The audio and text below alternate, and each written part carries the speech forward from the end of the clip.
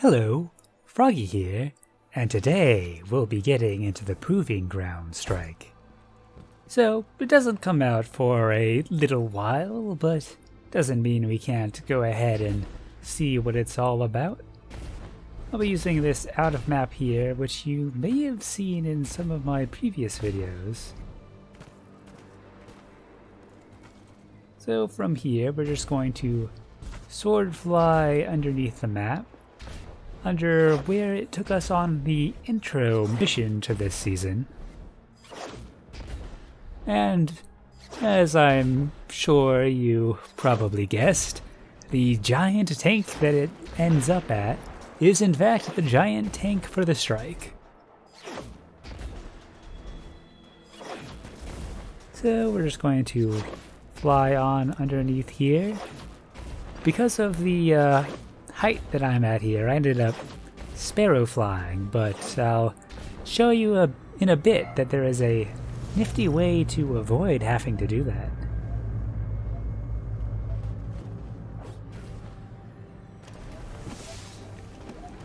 Alert! I'm detecting abnormal Vex activity in a local quadrant. Good old public events. Vex, they're building something.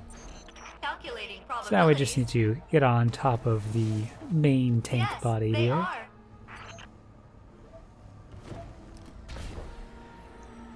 And this is where we'll be hitting the first load zone. Just jump right up on the right side here.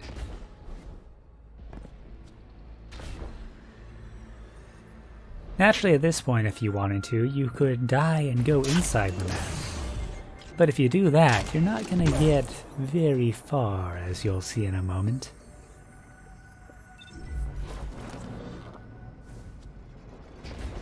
First I'll just show you the wall blocking entry.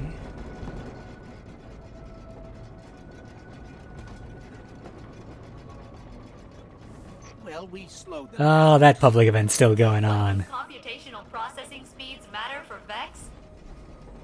Answer suppressed.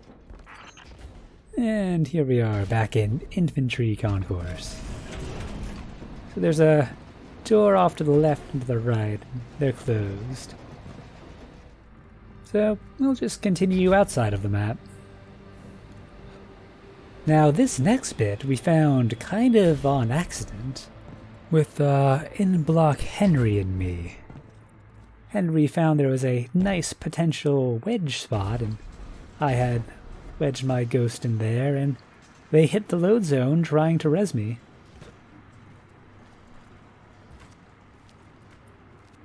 It's very easy to die hitting this, but if you do, you can at least check out the room inside there.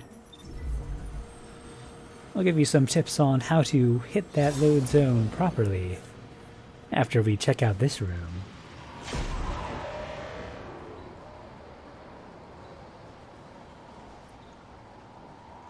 And there's a nice comfy looking chair there. And looking at the press kit, it seems this is a room that we'll be fighting a couple of tanks in. I bet that'll be fun for the Grandmaster.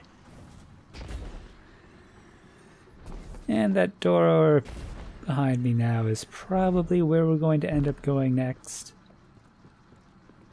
Lots of spawning doors around.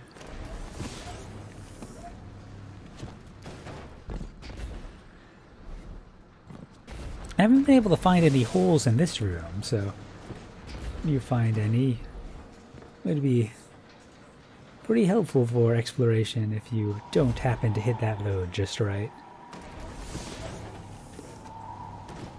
Let's see if there's any funny business at the top of this elevator shaft. I'd never be too sure. I mean, I'm not saying Wish 15 is at the top, but we don't know until we look. I love the flashlight.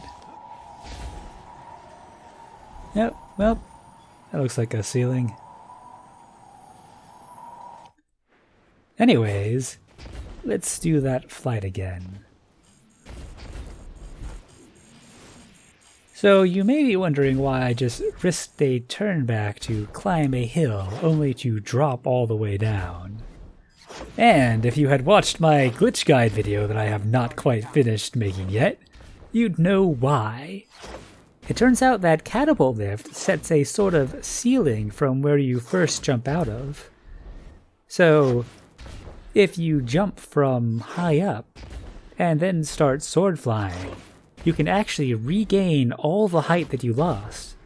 As you can see, I'm making quite a lot of vertical ground here, which is quite unusual for sword flying. In fact, I can get all the way up the tank. So landing on the ground here would actually be counterproductive.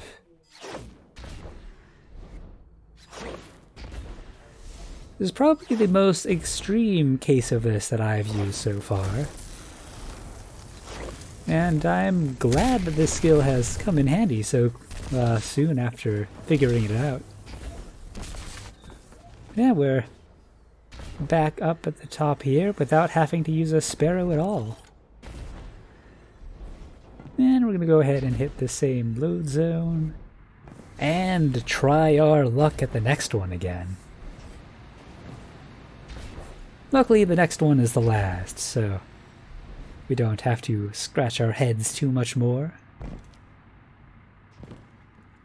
So, I find it helps to hit the load zone on the left side here while jumping backwards. If you happen to hit the load zone while going forwards, you'll almost certainly die. So I'm just going to try this a few times.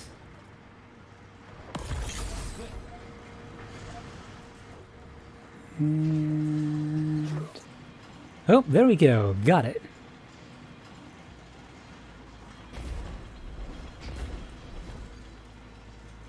So now I'm in the final zone on the outside, and it's quite a big one. I would highly recommend sparrow flying out here. As you can see, I just accidentally fell, but as it turns out, there is no kill floor here. In fact, there is no box. You can fly all the way until you hit the true bounds in any direction. You can also land on the bottom of those tank treads, which we'll do in a little bit. In the meantime, I'm going to try to stick roughly with the strike path. I haven't found a way to get inside of anything after the room that I showed you there, apart from the boss room, which has a delightful sort of barrier that I was not sure if I would encounter again.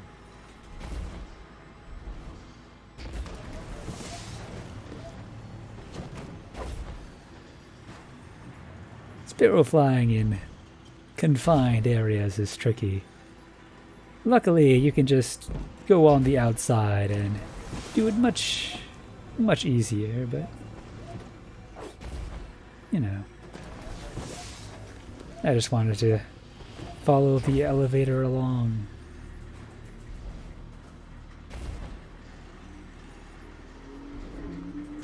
It's also possible that I did not sleep in anticipation of the launch. So my apologies if not all my decisions are rational. So this area is actually quite huge. Much bigger than that one room would have led us to believe.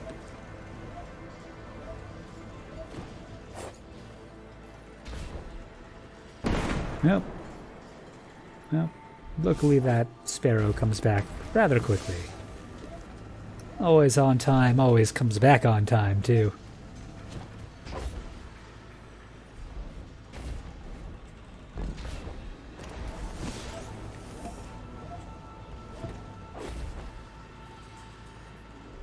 And you can see this little corridor thing.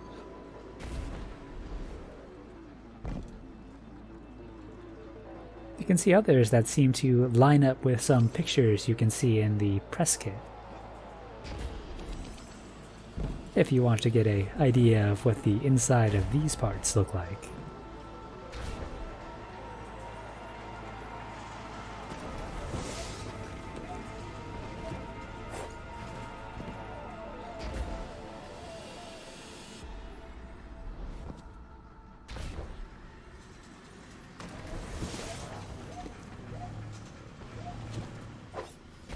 And we've got a nice little turret here. Be interesting to see what this looks like on the inside, and why it's so detailed on the outside.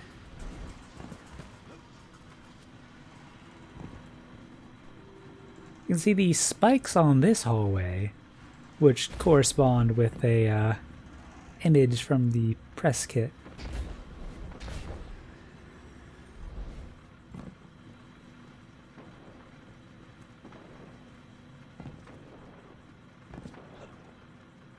And it seems like we'll be dropping down into maybe some watery area?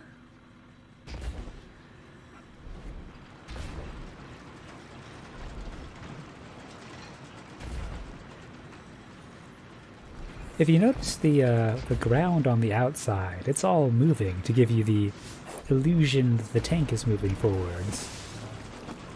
So I imagine we'll be able to see that out the side. Otherwise, it would be rather strange to go through all that effort.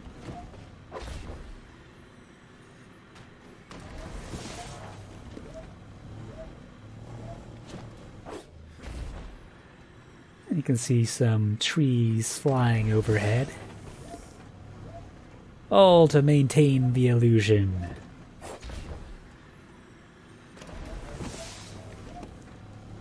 It can be quite disorienting.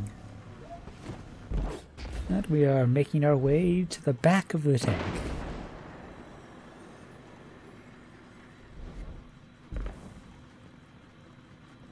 And this will be around where the boss arena is.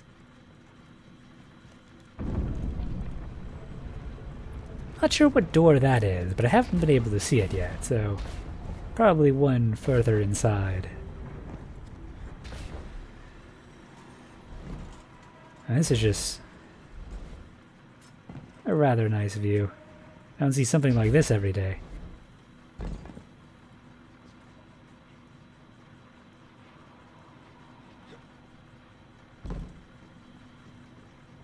Some rather odd clouds.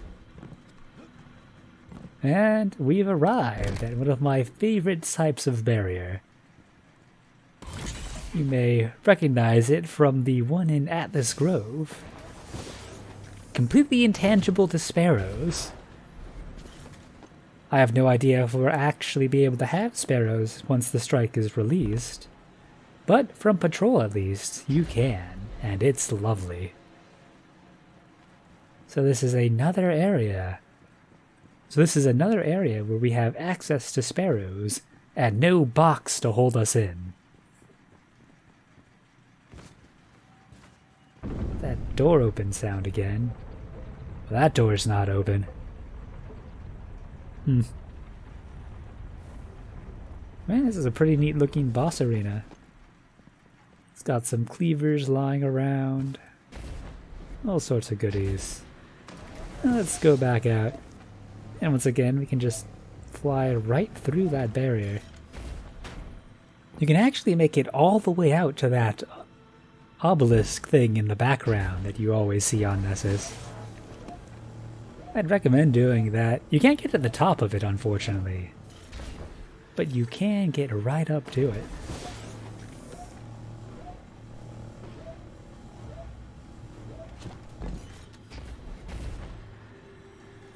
You can also get quite a nice view of the tank.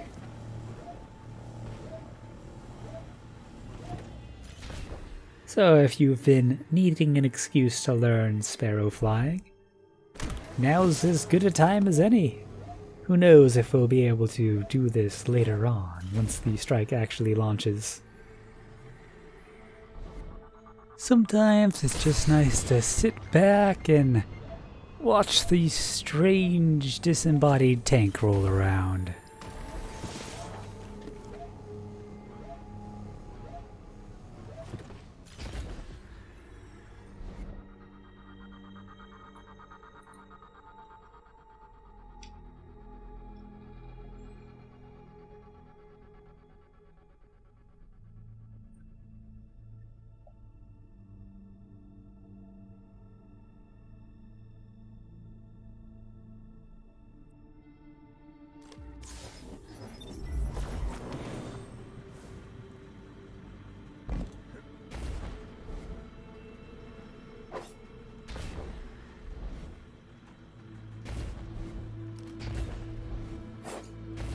Don't mind me, I'm just Spider-Manning my way over to the tank treads.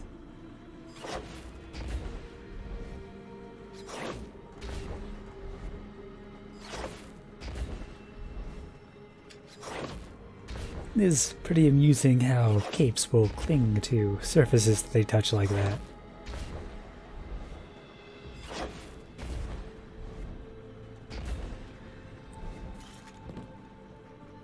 There'll be a load zone pretty close to here, seeing as that is a hallway dead-ending into nothing. And this does not look safe, and yet somehow it mostly is. The gears don't even crush you. What sort of tank is this?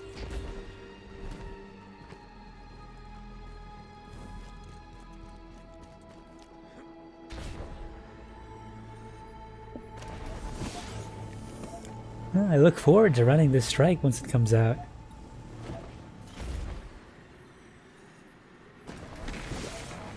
If only the others would show up on the map.